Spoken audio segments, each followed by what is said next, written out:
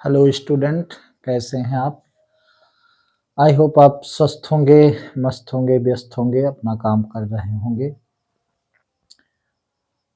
तो आइए चलते हैं सीधे हम प्रश्नावली 13.1 में।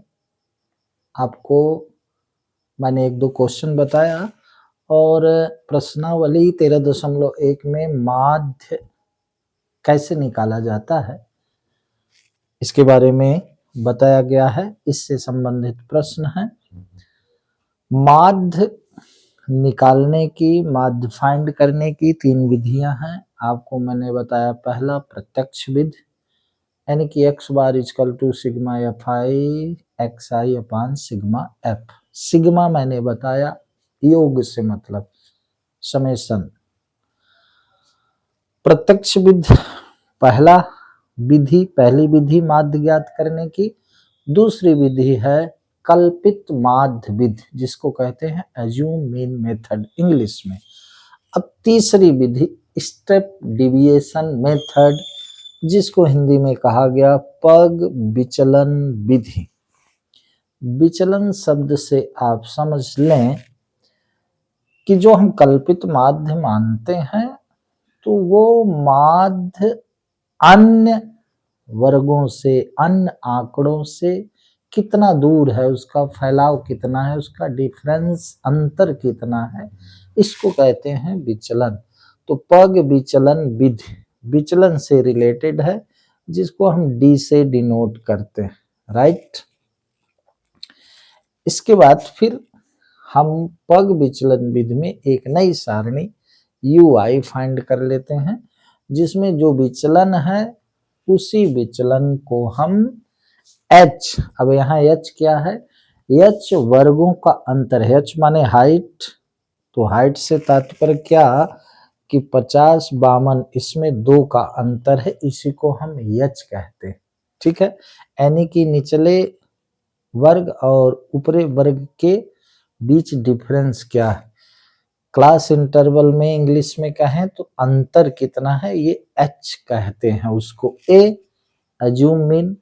तो अब हम अज्यूम मीन मेथड के एक स्टेप आगे यू आई फाइंड करेंगे, और ये सिर्फ इसके लिए है कि दिए गए आंकड़ों को, वर्ग अंतराल को हम छोटे से छोटे मान में, जिसमें हमको कैलकुलेशन करने में सुविधा हो, इसके लिए ये तीसरी विधि आई। प्रत्यक्ष विधि के बाद कल्पित माध्य विधि आई। तो प्रत्यक्ष विधि से अगर आंकड़ों की संख्या के मान छोटे हैं तो प्रत्यक्ष विधि से कर लें, आंकड़ों के, वर्ग अंतराल के और बारंबारता के अगर मान बड़े हैं, संख्याएं बड़ी हैं, तो हम कल्पित माध्य विधि प्रयोग कर लें।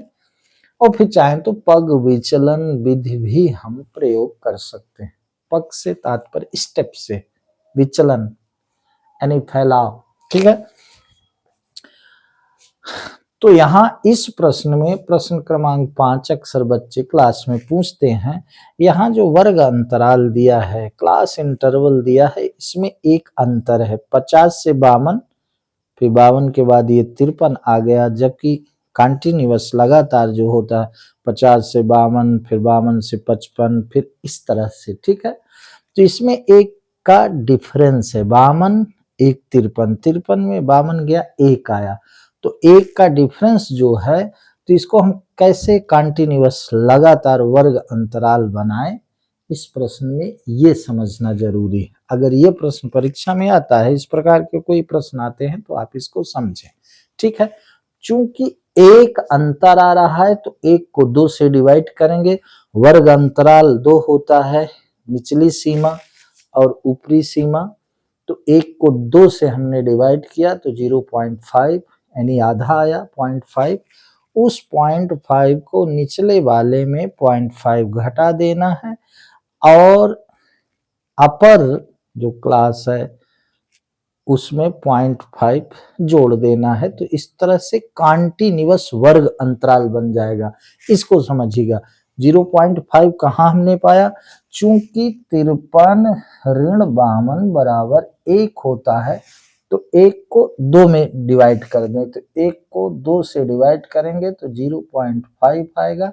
इस 0.5 को इन दोनों में डिवाइड करना है, तो ये कंटिन्यूअस बन जाएगा। कैसे डिवाइड करना है, ये जो लोअर लिमिट है, निचली सीमा है वर्ग अंतराल की, इसमें 0 पॉइंट घटा देना है, तो ये हो जाएगा 49.5। 50 में हमने 0.5 घटाया तो 49.5 हुआ, और 52 में 0.5 हमने जोड़ा तो 52.5 हो गया। इसी तरह से लोअर लिमिट में, निचली सीमा में 0.5 घटा देंगे और ऊपरी सीमा में 0.5 जोड़ देंगे तो कंटिन्यूअस बन जाएगा। ठीक है, तो यहाँ 53 में 0.5 घटाए तो आया 52.5 टू 55.5, ये हो गया 55.5। इसी तरह से 56 में 0.5 घटाए तो 55.5 से 58.5 ये हो गया। और इसी तरह 59 को 0.59 से 0 पॉइंट घटाएंगे तो 58.5 टू 61.5 और 61.5 टू 64.5। राइट, अब ये वर्ग अंतराल बन गया कंटिन्यूअस, यहाँ बारंबारता दी गई है। ठीक है, तो एक यहाँ इंपॉर्टेंट चीज ये हमने बताई, क्या, क्लास इंटरवल वर्ग अंतराल को कंटिन्यूअस कैसे ले। अब 49.5 से 52.5, अब 52, अब ये कंटिन्यूअस बन गया। राइट, तो हम यहाँ दो महत्वपूर्ण चीज बताना चाहेंगे, कैसे हम कंटिन्यूअस क्लास इंटरवल वर्ग अंतराल को बनाएं, और इसके बाद फिर पग विचलन विधि के लिए एक सारणी और कैसे बढ़ाते हैं, ये हम आपको समझा रहे हैं। ठीक है, तो इसका अब हमें मध्य बिंदु ज्ञात करना है। मध्य बिंदु से तात्पर्य इन दोनों को जोड़ करके 2 से डिवाइड करेंगे तो मध्य बिंदु आ जाएगा, है ना। तो ये कितना हुआ, ये आपका हुआ 102। इन दोनों को जोड़ेंगे, 5 5 10, 9 2 11 1 12, 5 4 9 1 10। ठीक है, तो 102 49.5 और 52.5 को जोड़ेंगे तो आएगा 110। 110 को, सॉरी 102 को हम 2 से डिवाइड करेंगे तो 2 पंचे 10, 2 एकान्नम 2। यहाँ देख लें क्या हम कर रहे हैं, इनको जोड़ करके लोअर लिमिट अपर लिमिट को जोड़ करके 2 से डिवाइड करते हैं। 49.5 को हम 52.5 में हमने जोड़ा तो 5 5 10, 9 2 11 1 12, 5 4 9 1 10, 102.0 माने 102 आया। अब 102 को हम 2 से डिवाइड करेंगे, 2 पंचे 10, 2 एकान्नम 2। ठीक है, तो इस तरह से हमें मध्य बिंदु प्राप्त हो गया। तो अब यहाँ हम लिखते जाए मध्य बिंदु, एंचामन हमने लिख दिया। इन दोनों को जोड़कर 2 से डिवाइड करेंगे, तो चूंकि इसमें क्लास इंटरवल में अंतर 3 है तो एंचामन 3 54, ये तरीका है। अब सबको जोड़कर 2 से डिवाइड करने की जरूरत नहीं। एंचामन 3 54, 3 जोड़कर क्यों लिख रहे हैं, क्योंकि ये क्लास इंटरवल में 3 का एच जो है वो 3 है, 3 का अंतर। तो 51 3 54, 54 3 57, 57 3 60, 60 3 63। अब आप किसी को चेक कर सकते हैं, जैसे ये 63 है, चेक कर लीजिए, इन दोनों को जोड़ करके 5 5 10, 4 1 5, 1 6, 6 दूनी 12, इसको 2 से डिवाइड करेंगे, 2 छक्का 12, 2 3 6 63 है। यहाँ लिख ली, बात समझ में आ रही। ये मध्य बिंदु की सारणी बन गई। अब मध्य बिंदु में हम एक कल्पित माध्य मान लेते हैं, ए, कल्पित माध्य ए। ठीक है, यहाँ ए बराबर क्या है, ए बराबर है 57 कल्पित माध्य। ठीक है। अब फिर ये DI की सारणी, विचलन की सारणी, यानी जो हमने माध्य माना वो अन्य माध्य से कितना दूर है, ठीक है। इन्हीं में से कोई माध्य है, इन्हीं में से कोई केंद्रीय प्रवृत्ति है, तो एक को हमने मान लिया। अब उनके बीच डिस्टेंस हम फाइंड कर लेंगे।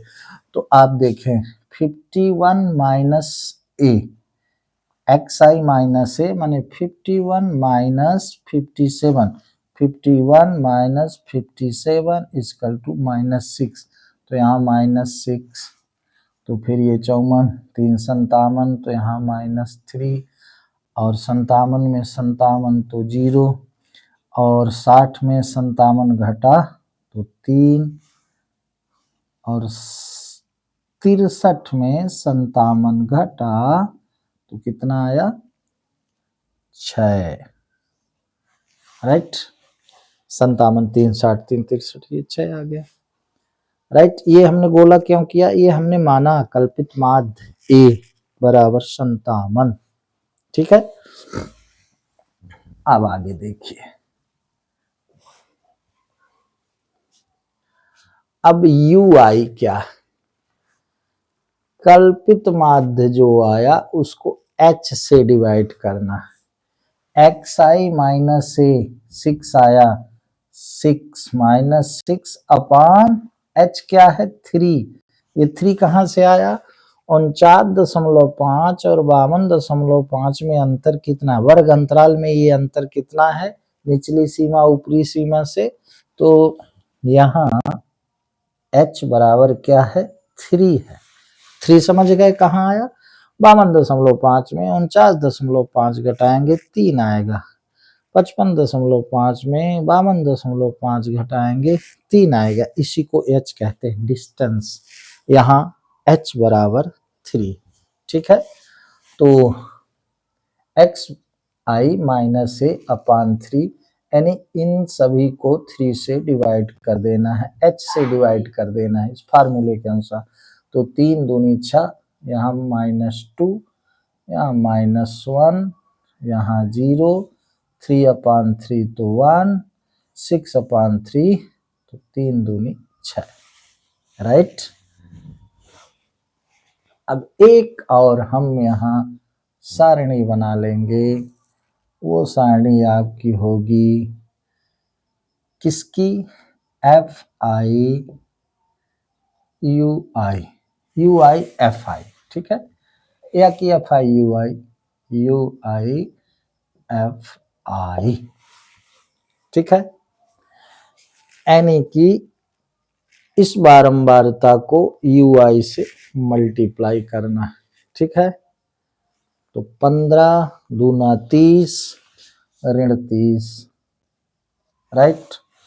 110 गुणे ऋण 1 तो ऋण 110, 135 का 0 में गुणा तो 0, 115 का 1 में गुणा तो 115, और 25 का 2 में गुणा तो 25 दूना 50, ठीक है।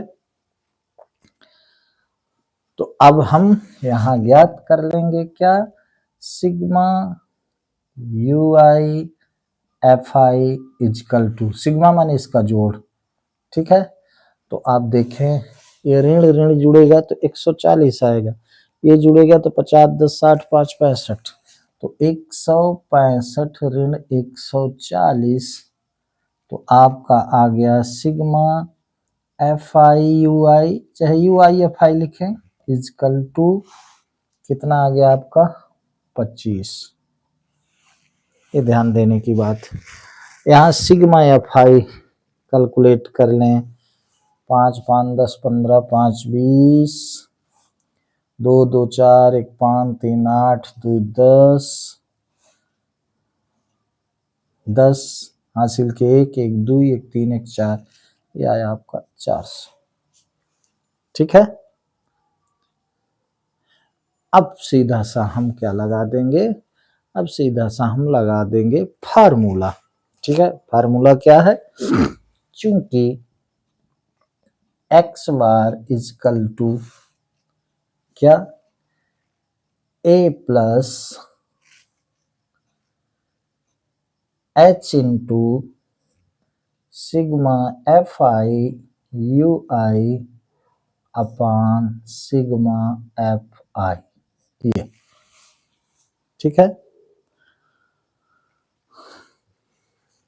तो अब X bar is equal to A कितना है 57, एच कितना है 3 into F I U I कितना है 25 बटे सिग्मा एफ आई कितना है 400, ये राइट। तो 25 एकन्नम 25, ये सीधा कट जाएगा, 25 एकन्नम 25, 25 एकन्नम 25, ठीक है। 25 5 30 10 40 15 150, तो 25 पंचे 150, 25 छक्का 150, ये आ गया आपका, ठीक है। ये कट गया, इसको ऐसा भी कर सकते हैं, डायरेक्ट आप ना करें तो 5 पचम 25, ये कट गया, ठीक है। 5 पचम 25, 5 अट्ठे 40, 5 शून्यम शून्य, ठीक है। 5 एकम 5, 5 एकम 5, 5 छक्का 30, यानी अब ये बन गया क्या, एक स्टेप इधर देख लें, X bar is equal to 57 plus 3 into 1 upon 60, यानी कि 3/16 को डिवाइड कर 57 में जोड़ दें। अगर न्यू बात करें तो एक्स बार इक्वल टू 57 धन 3/16, तो सिंपल ये है कि 3 को 16 का तोड़ फिर भाग कर फिर गुण ले सुजान बॉडमास, 3 को 16 से डिवाइड करेंगे तो ये देख लें, 3 को 16 से डिवाइड करना है, भाग न खाए लब दे 16 एकन्नम 16, तो 16 14 30 1 0, तो 16 नमैया 144, नियर अबाउट 8 बार जाएगा, नियर 144 होता है, तो हम 0.19 मान लेंगे, ठीक है। तो X bar is equal to 57 plus 0.19, तो आपका उत्तर हो जाएगा, फाइनली आपका उत्तर हुआ X bar is equal to 57.19, ये आपका हो गया आंसर, ये हो गया कैलकुलेशन, ठीक है। तो हमने आपको बताया पग विचलन विधि माध्य ज्ञात करने की, ठीक है। और साथ में इस प्रश्न में एक चीज हमने समझाई, किस तरह से हम वर्ग अंतराल को कंटीन्यूअस बना लेते हैं, ठीक है। तो वही है, मध्य बिंदु ज्ञात किया, फिर डीआई विचलन हमने कल्पित माध्य के माध्यम से विचलन, इसके बाद ये सारणी यू आई की, इसके बाद ये एफ आई यू आई का मल्टीप्लाई, सीधा सा ये आपका उत्तर, ओके। तो ये आपका प्रश्न क्रमांक 5 का हल हुआ, प्लीज इसको देखिएगा, वीडियो रोककर इसे आप लिखिएगा। अब आइए आगे चलते हैं, एक प्रश्न और आपको बताते हैं, इसके बाद कल से शुरू करेंगे मोड यानी बहुलक बताना, ठीक है। इसको आप वीडियो रोक के लिखिएगा, देखिएगा। कुछ चीजें मैं आपको यहाँ पर लिखता नहीं हूँ, समझा देता हूँ, जैसे हो सकता है आप अगर कंफ्यूज हों कि भाई ये -6 कहाँ से आया, तो यहाँ मैंने D I equal to X I minus A लिखा है, एक्स आई में ये सब आते हैं बाबू, तो D I X I minus A, ये एक्स आई है, 51 ऋण 57 बराबर ऋण 3, अब ये सारी चीज थोड़ी ना लिखी जाएगी।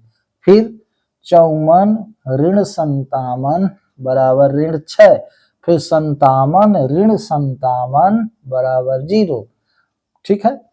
फिर 60 ऋण 57 यानी 60 माइनस 57 इक्वल टू 3, फिर 63 माइनस 57 इक्वल टू 6, ठीक है। फिर इस फार्मूले के अनुसार ये सारणी बनी। तो ये फार्मूला क्या कहता है, x I minus A I upon H, H कितना है 3, तो ये जो एक्स आई माइनस ए हमने निकाला है इन सब को 3 से डिवाइड करा, तो ऋण 6/3 इक्वल टू ऋण 2, ऋण 3/3 इक्वल टू ऋण 1, 0/3 इक्वल टू 0, ठीक है। 3/3 इक्वल टू 1, 6/3 इक्वल टू 2। 3 क्या है, h है, नीचे सीमा और ऊपरी सीमा का अंतर है, ए क्या है, कल्पित माध्य है। इस प्रकार से इसका कैलकुलेशन आपको देखना है। आइए इसको मिटाते हैं। आपको जो बात नहीं समझ में आती, मैंने आपसे कई बार कहा, प्लीज आप कमेंट्स बॉक्स में अपनी बात लिखें, तो मैं समझ पाऊंगा कि आपको समझ में क्या नहीं आ रहा है। अन्यथा मैं तो यही समझूंगा कि आप देख रहे हैं तो आपको ये बात समझ में आ रही है, पूरी बात समझ में आ रही है, ठीक है। एक प्रश्न चूंकि उसमें जो वर्ग अंतराल दिया है उसमें दशमलव है, वो मैं आपको समझा देता हूं। मैंने देखा है प्रश्न पत्र कभी कभी इस प्रश्न को सीधा सा रख देते हैं, तो आपका है प्रश्न क्रमांक 7 का हल आपको समझाता हूं, ठीक है। तो आप देखें यहाँ प्रश्न क्रमांक 7 अगर आप पढ़ें तो वायु में सल्फर डाइऑक्साइड SO2 की सांद्रता, तात्पर्य है भाग प्रति मिलियन में, ठीक है, को ज्ञात करने के लिए एक नगर के 30 मोहल्लों से आंकड़े एकत्रित किए गए, जिन्हें नीचे प्रस्तुत किया गया है। यानी कि वायु में 0 से 0.04 जो SO2 की मात्रा है वो 4 मोहल्लों में है। ये कुल 30 मोहल्ले हैं, अगर इस बारंबारता को जोड़े तो 30 संख्या आएगी, ठीक है। तो 30 मोहल्लों में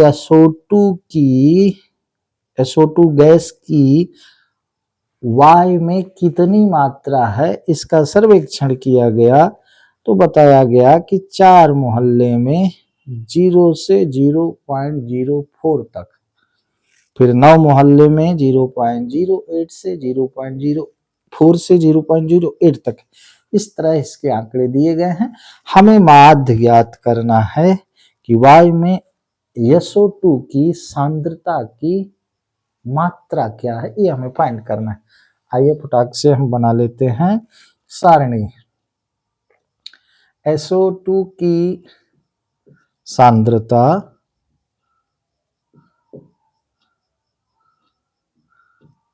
एक ऐसी सारणी बना लेते हैं, और फिर यहां लिखा है बारंबारता यानी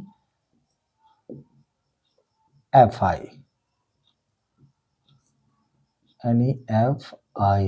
ठीक है। फिर यहाँ मध्य बिंदु हम ज्ञात कर लेंगे, इसको प्रत्यक्ष विधि से आपको समझा देंगे। ये हो गया मध्य बिंदु, ये सारणी बन गई। तो ये है XI, ठीक है, ये है वर्ग अंतराल, तो ये आपका बन गया। तो यहाँ क्या है 0.00 से 0.04, फिर 0.04 से क्या है 0.08 है, फिर 0.08 से क्या है 0.8412, फिर 0.12 से है 0.16, ठीक है, फिर 0.16 से है 0.20, 16 4 20, फिर 0.20 से है 0.24, ठीक है, 3 3 6। बारंबारता आपकी दी है 499, 4 9 9 2 4 2 2 4 2, ये बारंबारता। अब यहाँ हम क्या फाइंड कर लेंगे, अब हम यहाँ xi यानी मध्य बिंदु फाइंड कर लेंगे। ठीक है, तो मध्य बिंदु फाइंड करने के लिए वर्ग अंतराल के लोअर लिमिट अपर लिमिट को हम जोड़ करके 2 से डिवाइड कर देते हैं, यानी इसको जोड़ेंगे तो 0.04 आएगा, उसको 2 से डिवाइड करेंगे, इसको जोड़कर जब हम 2 से डिवाइड करेंगे तो आएगा 0.02। इसको जब हम डिवाइड करेंगे तो क्या आएगा 0.06। अब उसी में हम क्या 4 जोड़ते जाएंगे, क्योंकि इसमें 0.04 का डिफरेंस है, तो उसी को जोड़ते जाएंगे तो 0.06। ये आपके समझ में ना आए तो मैं थोड़ा सा समझाने का प्रयास करता हूँ। 0.04 में 0.08 जब हम जोड़ेंगे तो 8 4 12, ये इतना आया, 8 4 12 हासिल के 1, ये 0 तो 1 तो 0.12 आया। अब 0.12 को हम 2 से डिवाइड करेंगे, देख लें 0.12 को हम 2 से डिवाइड कर रहे हैं, तो ये दशमलव जब हम हटाएंगे तो इधर 2 0 आ जाएंगे, ये दशमलव हट गया, ये तरीका है।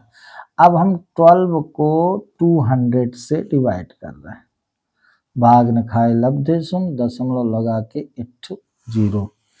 अब भी ये छोटा है तो पुनः भाग न खाए लब्धे सुन, 1 0, तो अब ये 2 छक्का 1200, ये कट गया। इस तरह से 0.06। बच्चे यहाँ क्या करते हैं कि जैसे इसको जोड़े तो 0.12 को 2 से डिवाइड करते हैं बच्चे, तो सीधे कर देते 2 छक्का 12 यानी 0.6। ये गलत है, सही ये है, यही आप इस क्वेश्चन में गलत करते हैं।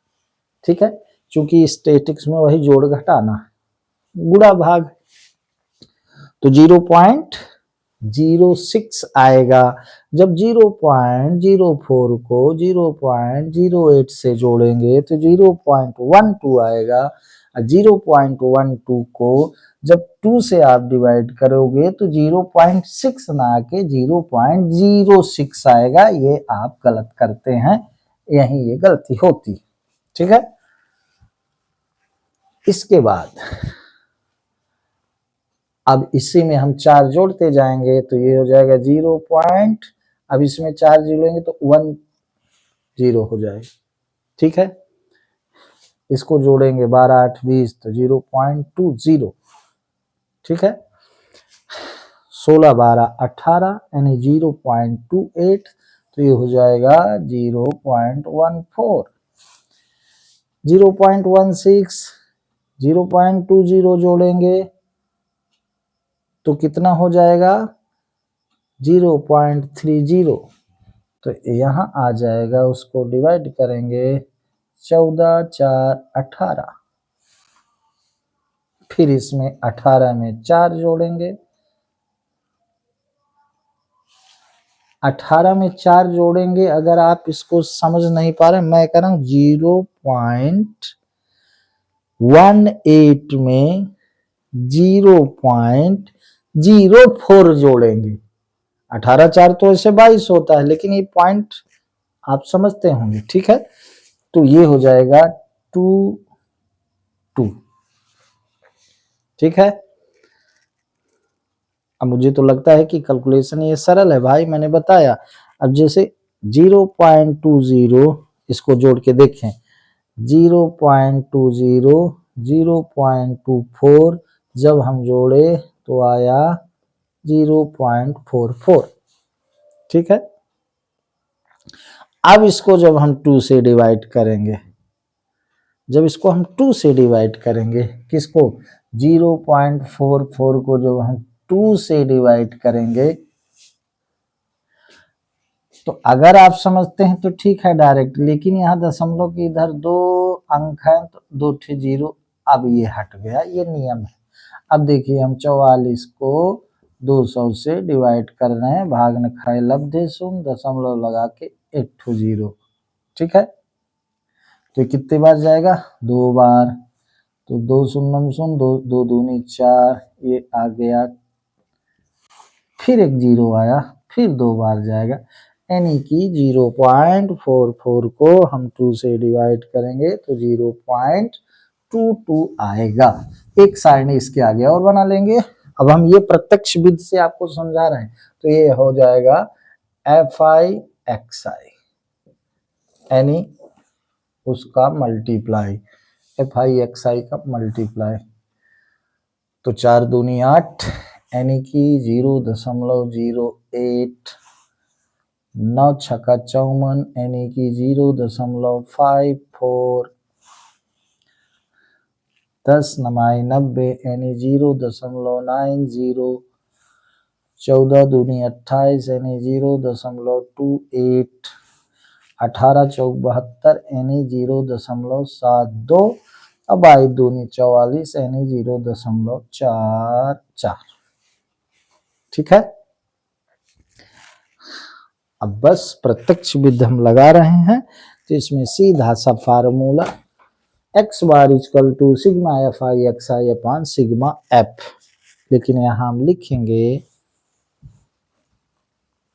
क्या? Sigma FI, sigma FI equal to 4 2 8 2 10 4 14, इधर से जो 9 4 13, 13 9 22, 22 6 28, 28 2 30, वैसे आपके प्रश्न में भी दिया गया है 30 मोहल्लों का सर्वेक्षण किया गया है, तो ये 30 दिया प्रश्न से मिला लें। और यहाँ हमको कैलकुलेट करना है सिग्मा FI/XI इक्वल टू, देख लें, 4 2 6 8 6 14, 14 4 18, 4 22, ठीक है, 4 2 6, 7 6 13, 13 2 15, 15 5 20, 20 9 29,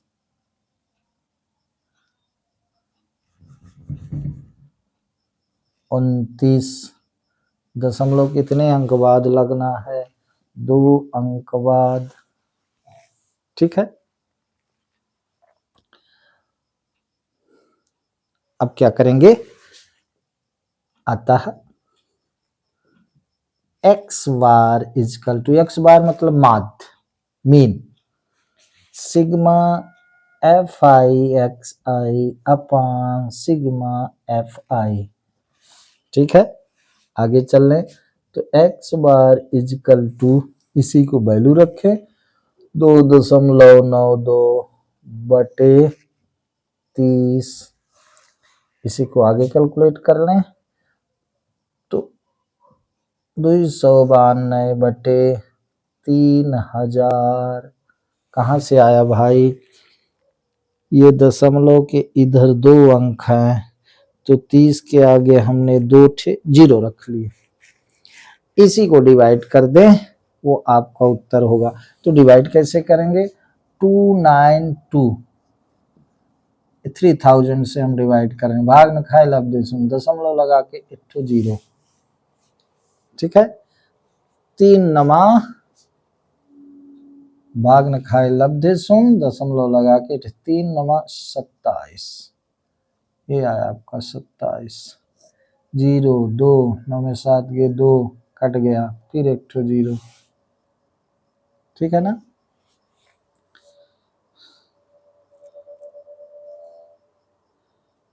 तीन नमा 27, इसका कैलकुलेशन कहीं चूका तो नहीं हुआ है? थोड़ा सा देखेंगे, 8 आ रहा है, 2.98, एक बार देखें, 8 4 12, 8 20, 2 22, 4 26, एक बार मिला लेते हैं भाई, 44 72 28 90 54, 9 छक्का 54, ठीक है,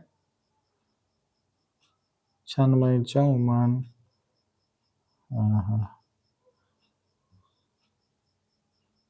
8 4 12 0, 9 छक्का 54, 8 से 14, 14 8 22, 24 4 28, यहाँ कैलकुलेट 8 4 12, 8 20, 6 26, 4 2 6, 26 चाहिए था बाबू,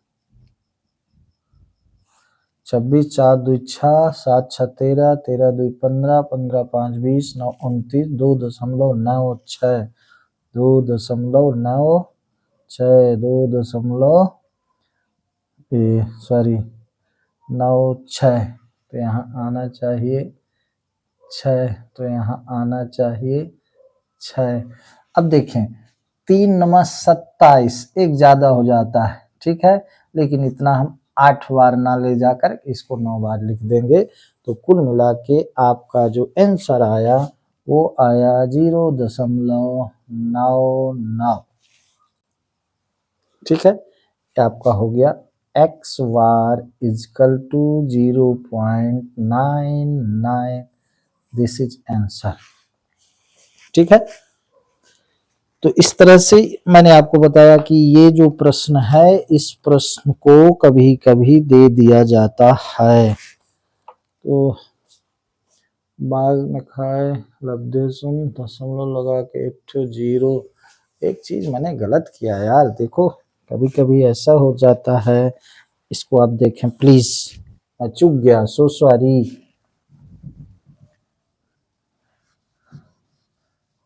आप कहोगे कि सर ये तो भागा ही आप से गलत हो रहा है, ये देखें प्लीज, इसको देख लें, सो सॉरी मैं चूक गया था, ये 3000 है, ये 296 है, भाग न खाए लब्धे सुन दशमलव लगा के यहाँ 0, 3000 से 2900 2960 है, तो फिर भाग न खाए लब्धे सुन, ठीक है,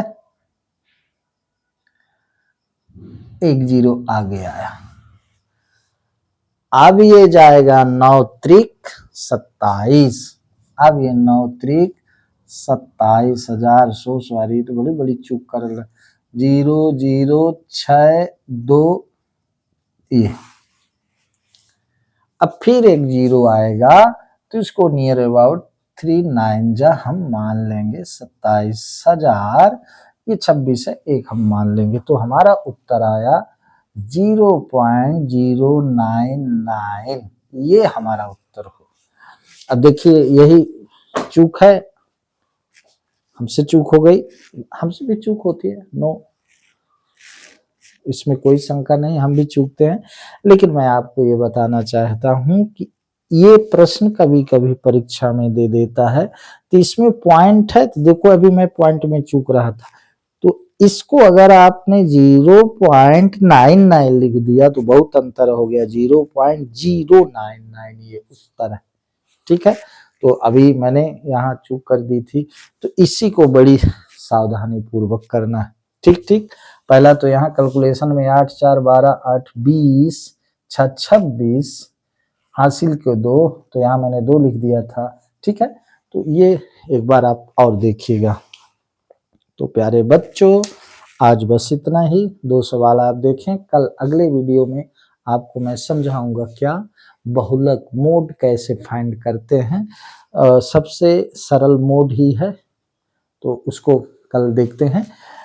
अब आपको एक चीज बताए देते हैं, परीक्षा में अगर आंकड़ों की ये मान छोटे छोटे हैं तो आप प्रत्यक्ष विधि का ही प्रयोग करिएगा, आगे विधियों का नहीं, प्रैक्टिस आपकी सभी होनी चाहिए। बहुलक आता है तो सिंपल फार्मूला है, माध्यिका आती है तो उसका भी सिंपल है, लेकिन मैं आपको कहूंगा कि अगर आपके परीक्षा में माध्य निकालने के लिए पूछता है तो आप प्रत्यक्ष विधि का ही प्रयोग करिएगा, लेकिन अगर वर्ग अंतराल के अंकों का मान कम है, छोटे हैं, तो अंकों का मान बड़ा कर दिया, तो इसके लिए आपको अज्यूम मीन मेथड, कल्पित माध्य विधि याद होनी चाहिए, कल्पित माध्य विधि तक बढ़िया है, ठीक है। तो आज बस इतना ही, मैं पुनः कहना चाहूँगा कि प्लीज़ मेरे वीडियो को देखिएगा। अगर मेरी बात आपको समझ में आती है, प्लीज़ आप अपने मित्रों को शेयर करिएगा। बहुत जल्दी मैं रिवीजन में आ जाऊँगा आपके सामने। पिछले साल के प्रश्न पत्रों के ऑब्जेक्टिव टाइप पहले आपको बताने की कोशिश करूँगा, फिर महत्वपूर्ण प्रश्न आपका अभ्यास होता रहेगा। सो प्लीज़ मेरे वीडियो को आप लाइक करें, कमेंट्स ज़रूर लिखें और मेरे गणित के channel you can do maths को प्लीज़ सब्सक्राइब करें। आज बस इतना ही। धन्यवाद।